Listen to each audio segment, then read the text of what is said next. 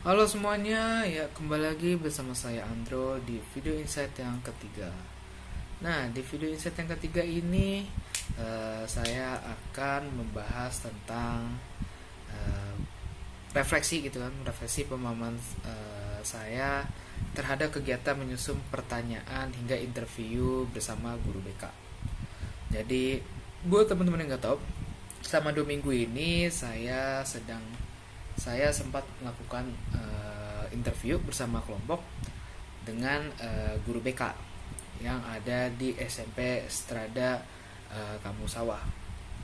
Nah, buat teman-teman juga yang belum tahu juga, kenapa sih saya melakukan interview? Karena kebetulan dosen saya gitu, dia ingin mm, membantu kita gitu supaya eh, kita termasuk saya itu dapat mengetahui kinerja yang ada di dalam BK, kemudian mengetahui juga nih program kerja yang ada dalam BK bagaimana sih dan apa aja kendala yang dihadapi oleh guru BK. Maka dari itu ya dosen saya gitu kan mencoba untuk melakukan tugas ini gitu.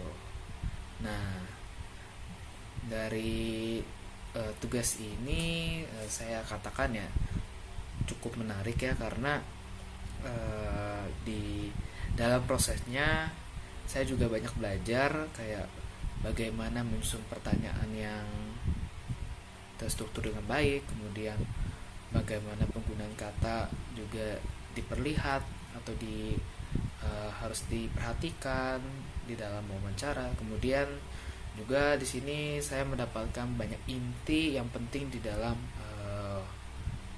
wawancara bersama guru BK yang ada di SMP Strada ini, sang narasumber. Nah, jadi pertama-tama mungkin saya menceritakan bagaimana saya mulai menyusun pertanyaan gitu. Jadi di sini saya banyak banget ya menyusun pertanyaan, sekitar 15 pertanyaan saya melakukan untuk apa namanya? Melakukan untuk menyusun pertanyaan-pertanyaan itu sekitar 15, dan itu menurut saya cukup rumit ya karena di sini kita harus juga berpikir juga bagaimana kita menjaga uh, kata-kata atau kalimat-kalimat yang ada dalam pertanyaan dan agar supaya pertanyaan ini terstruktur dan tidak melebar. Jadi pertanyaan-pertanyaannya kayak seperti bagaimana bukan bagaimana cara sorry bukan bagaimana tapi apakah ada hambatan yang dialami oleh narasumber seperti itu, atau apakah alasan narasumber memilih masuk ke dunia BK, lalu juga bagaimana gambaran yang harus dilakukan guru BK dalam membuat program kerja di sekolah. Nah, setiap pertanyaan-pertanyaan tersebut itu kan itu kita buat agar tujuan kita untuk untuk apa ya, untuk mendapatkan jawabannya itu sesuai dengan apa yang diinginkan oleh kita. Walaupun ternyata ya saya mungkin mengalami beberapa stuck ya karena di sini jujur agak sulit untuk memberikan pertanyaan dan juga membuat ide-ide pertanyaan gitu. Aman dari pertanyaan, langsung saya lanjut ke dalam sesi wawancara. Jadi sesi wawancara itu dilakukan hari Jumat minggu lalu, di mana saya melakukan sama teman-teman juga ya, dua teman kelompok saya itu melakukan sesi wawancara di sore hari bersama beliau, di mana beliau sangat aktif ya untuk memberikan jawaban, dan juga di sini beliau sangat enak ketika diajak ngobrol gitu kan. Jadi di sini beliau juga menceritakan masa lalu bagaimana ia mulai sebagai guru BK di tahun 1994, lalu sempat berhenti di tahun 2000, dan juga dia akhirnya melanjutkan lagi nih di tahun 2013 sampai sekarang. Nah, tidak hanya itu juga, beliau mengatakan bahwa awalnya ini beliau sebenarnya nggak mau nih masuk ke, bukan nggak mau masuk guru BK, tapi dia ingin masuk ke menjadi guru olahraga karena beliau katanya suka voli. Tetapi karena beliau punya latar belakang yang dianggap beliau itu ya nggak terlalu baik, maka beliau akhirnya mengambil psikologi sebagai salah satu untuk mengobati dirinya sih, kata beliau. Nah, beliau juga mengatakan bahwa menjadi guru BK yang menyenangkan sampai saat ini karena beliau bisa akhirnya selain bisa mengobati diri sendiri, beliau juga bisa mengobati orang lain. Dan tidak hanya itu juga, beliau juga mengatakan bahwa banyak sekali walaupun banyak hal yang menyenangkan, tetapi banyak hal yang beliau katakan cukup menghambat dirinya untuk menjadi guru BK, yaitu yang pertama adalah ya banyak banget nih kata beliau, banyak banget nih peserta didik yang tidak kooperatif, seperti berbohong, kemudian suka menuduh teman mereka gitu, teman saling menuduh.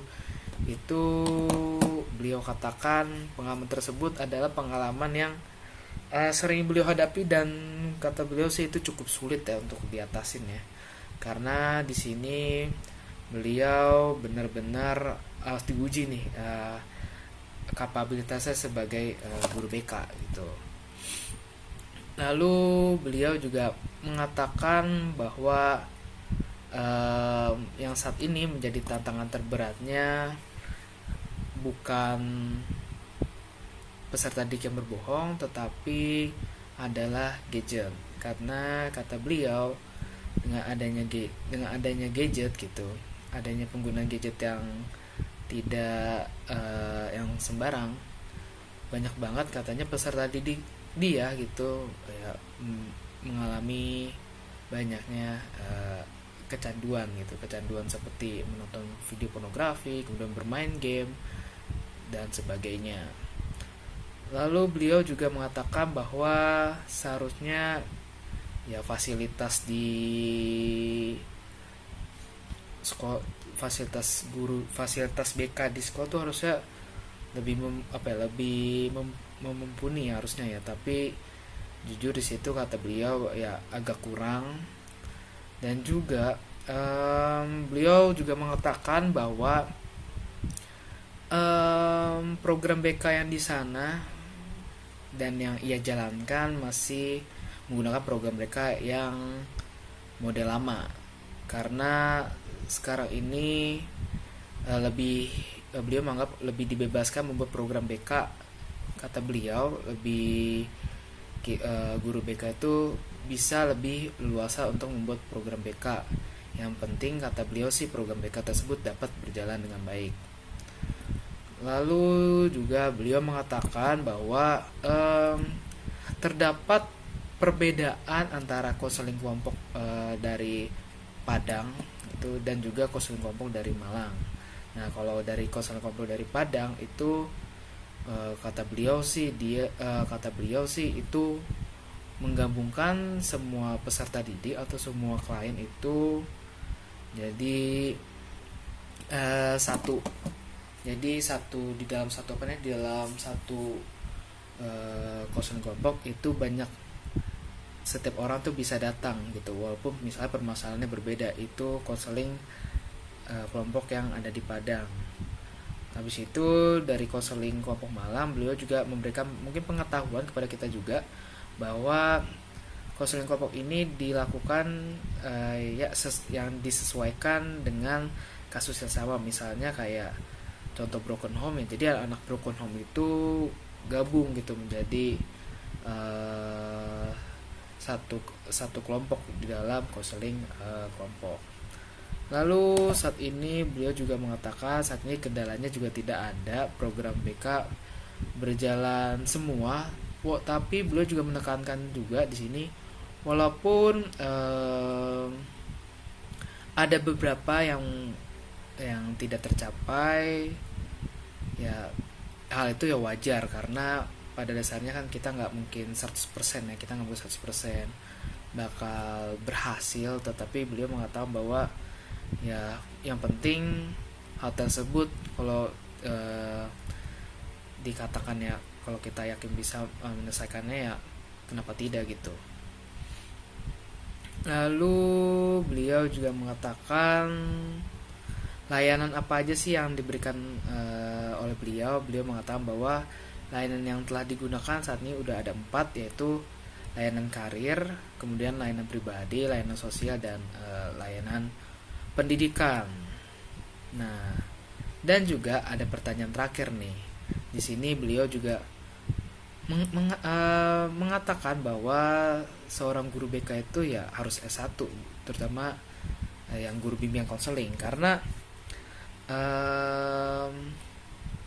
hal ini sebenarnya udah memang menjadi hal yang wajib ya untuk guru bimbingan konseling, untuk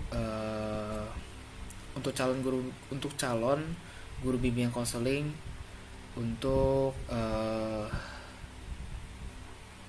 S1 terlebih dahulu, karena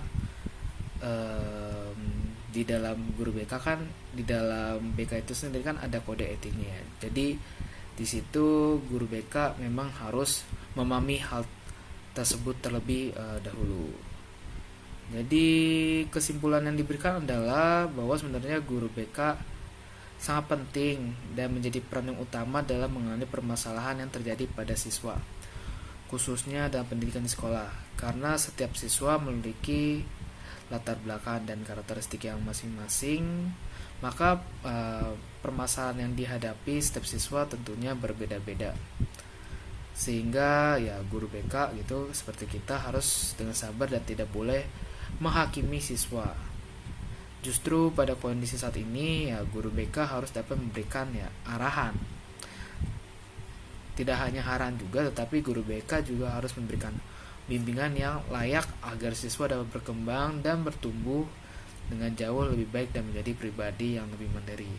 Itu adalah rangkuman yang mungkin saya dan kelompok dapatkan ketika berdiskusi dengan narasumber kami, yaitu guru BK yang ada di SMP Strada Kampung Sawah. Itu aja mungkin dari saya ucapkan terima kasih dan sampai jumpa di video insight yang selanjutnya. Bye bye.